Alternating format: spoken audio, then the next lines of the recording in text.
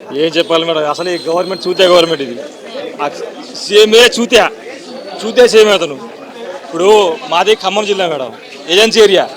నక్సలైట్లు వస్తారు చాలామంది, మేము కూడా దాంట్లో కలవాలని అతని ప్లాను. నాకు 7 అక్క చెల్లెలు, నేను ఎస్టీ నేను నాకు 7 అక్క చెల్లెలు. నేను మా బావకు, మా అక్కకు, మా అల్లుళ్లకు నేను 250 ఓట్లు ఇప్పించా. నేను మా ఫ్యామిలీ కాకుండా ఇంకా ఫ్రెండ్స్ కూడా మొత్తం 350 450 ఆ టైంలో ఓట్లు వేయించా. కానీ అంటే కేసీఆర్ అహంకారం వల్ల ఓడిపోయిండు, లేకపోతే వీళ్ళని ఎవడు అసలు కేర్ చేసేది. మాది వైరా నియోజకవర్గం, అతని పేరు కూడా తెలియదు, ఆ ఎమ్మెల్యే పేరు కూడా నాకు తెలియదు. ఏజెన్సీ వాళ్ళకు కాంగ్రెస్ గెలవాలన్న కాన్సెప్ట్తోనే వేసారు తప్ప, లేకపోతే ఈ చూతే గవర్నమెంట్ ఎవరు అసలు ఎన్నుకోరు. వాళ్ళు ఏమడుగుతున్నారు, మేము ఏమడుగుతాను. సిలబస్ ఎక్కువ ఉంది, సరే మీరు పోస్టులు పెంచండి. పోస్టులు లేకపోతే అనుకోవచ్చు, పోస్టులు ఉన్నాయి కదా, పెంచడానికి మీకేమైంది? పెంచి ఇప్పుడు సీఎం ఒక మాట మాట్లాడతాడు, ఆయన కింద ఉన్నటువంటి మంత్రులు ఇంకో మాట మాట్లాడతారు. అసలు ఎగ్జామే పోస్ట్పోన్ చేసేది లేదు, మీరు రాసుకోవాల్సిందే, మళ్ళీ మేము కండక్ట్ చేసేటువంటి డిఎస్సిలో మళ్ళీ ప్రిపేర్ అవ్వండి డిఎస్సికి. సో ఈ రకమైన మాటలు మాట్లాడతారు. మీకు ఇచ్చినటువంటి హామీలు న్యాయబద్ధమైనవి అయినప్పటికీ ఇప్పుడు తీర్చడానికి ఎందుకు ప్రభుత్వం వెనకడిగేస్తున్నారు? అసలు అదే మనం చెప్పేది. ఇప్పుడు చూతే గవర్నమెంట్ అది, అతని వల్ల ఏం కాదు. సీఎం వాళ్ళు మినిమం సీఎంకి క్వాలిఫికేషన్ మినిమం పీజీ పెట్టాలి మేడం, అది కూడా రెగ్యులర్ పీజీ. అట్లాంటి రాజ్యాంగ సవరణలు చేస్తే తప్ప మనం బాగుపడం. ఈ సీఎంలు చదువుకుని సీఎంలు వస్తారు, వాళ్ళకి అసలు ఏం చదువుతారో తెలియదు. ఇంటర్ వరకే చదువుకుంటారు, తర్వాత ఓపెన్ డిగ్రీ చేస్తారు, ఏదో చేస్తారు, సర్టిఫికెట్లు తెచ్చుకుంటారు, సీఎంలు అవుతారు. ఏం చదివినామంటే ఎంఏ ఎకనామిక్స్ ఒకడు ఏదేదో చెప్తారు.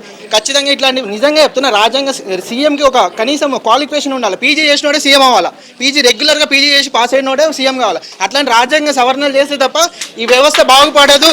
ఖచ్చితంగా ఈ వ్యవస్థ బాగుపడాలంటే కొన్ని మార్పులు చేయాల్సిందే. వీళ్ళే రాజ్యాంగం తయారు చేసుకుంటారు, వీళ్ళే కానీ గవర్నమెంట్ వాడికేమో గవర్నమెంట్ ఉద్యోగమో రాజీనామా చేసేమో ఎలక్షన్లో నిలబడాలా. అదే వాళ్ళేమో ఎంపీ ఉండి ఎమ్మెల్యేకి పోటీ చేస్తారు, ఎమ్మెల్యే ఉండి ఎంపీకి పోటీ చేయొచ్చు. మళ్ళీ ఒకటి ఓడిపోయినా ఇంకో దానికి ఛాన్స్ ఉంటుంది. మాకు గవర్నమెంట్ ఎంప్లాయ్ ఎందుకు పోటీ చేయొద్దు మేడం? మొత్తం వాళ్ళకు అనుగుణంగా రాజ్యాంగం తయారు చేసుకున్నారు కాబట్టి మన వ్యవస్థ ఇట్లా ఏడ్చింది. నిరుపేదవాడు నిరుపేదగా ఉంటేనే వాళ్ళు ఎప్పుడు అదే పొజిషన్లో ఉంటారు, మిగతా వాళ్ళందరూ అట్లనే తొక్కేయచ్చని వాళ్ళ ప్లాన్. సో నిరుద్యోగులను అడ్డం పెట్టుకొని నిరుద్యోగుల సమస్యలు మొత్తం మేము సాల్వ్ చేస్తాం, మమ్మల్ని గెలిపించండి అని గ్రౌండ్ లెవెల్లో వచ్చి అడుక్కున్న నాయకులు ఇప్పుడు ఈ రకంగా ప్రవర్తించడాన్ని ఎట్లా చూస్తారు? వాళ్ళు అదే మేడం, వాళ్ళు ఏదైతే హామీ ఇచ్చిలో అవే నెరవేర్చమని అడుగుతున్నాం. మేము ఏం కొత్త కోరుకోవట్లేదు. మీరే కదా చిక్కడపల్లి లైబ్రరీకి వచ్చి గ్రూప్ 2లో మీకు 783 సరిపోవు, 2000 పోస్టులు ఇస్తాం, గ్రూప్ 3లో 3000 పోస్టులు ఇస్తాం. ఇవి ఇచ్చినాకనే మీరు ఎగ్జామ్ రాయండి, మా గవర్నమెంట్ గెలిపేయండి అని చెప్పింది వీళ్ళే, గెలిపించినాం. ఇప్పుడు ఏం చేస్తున్నారు? అవే గ్రూప్ 2 783 పోస్టులకే ఎగ్జామ్ పెడుతున్నారు. దీన్ని ఏ రకంగా చూడాలి మేడం? మేము అడిగే కోరికలు న్యాయబద్ధమైనవి, ఖచ్చితంగా కనీసం పరిగణలు తీసుకొని మేము 2000 అంటే 1500 పెంచవచ్చు కదా. కనీసం ఏం పెంచకుండా ఏం చేయకుండా మేము 3 సార్లు పోస్ట్ పోన్ అయింది, ఇంకా పోస్ట్ పోన్ చేయం, మళ్ళీ ఎగ్జామ్ పెడతాం. ఏంది అసలు వీళ్ళు ఏం మాట్లాడుతారు? వీళ్ళకి పొద్దున రేవంత్ రెడ్డి ఒక మాట మాట్లాడతారు సీఎం గారు, మళ్ళీ మధ్యాహ్నం మేము బట్టి విక్రమార్కి ఒక మాట. కాంగ్రెస్ లీడర్స్ వాళ్ళకు అవగాహన లేదు, వాళ్ళల్లో వాళ్ళు ఏం మాట్లాడుతారో వాళ్ళకి క్లారిటీ లేదు. ఇంకా జనాలకి ఏం క్లారిటీ ఇస్తారు?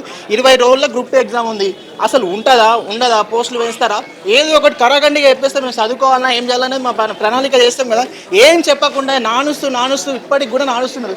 అట మొత్తం నిరుద్యోగులు, అటు తెలుసుకున్నారు కానీ ఇటు అందరూ ఇంత ధర్నా చేస్తుంటే ఏదో ఒక క్లారిటీ అయితే ఇవ్వాలి కదా మేడం. ఇప్పటికి కూడా ఏ క్లారిటీ ఇస్తలేదు. దయచేసి ఇప్పటికైనా ఏదో ఒక డిసిషన్ తీసుకోండి. మేము పెంచుతామని చెప్పండి, లేకుంటే పెంచమని చెప్పండి, ఏదో ఒకటి చెప్పాలి కదా.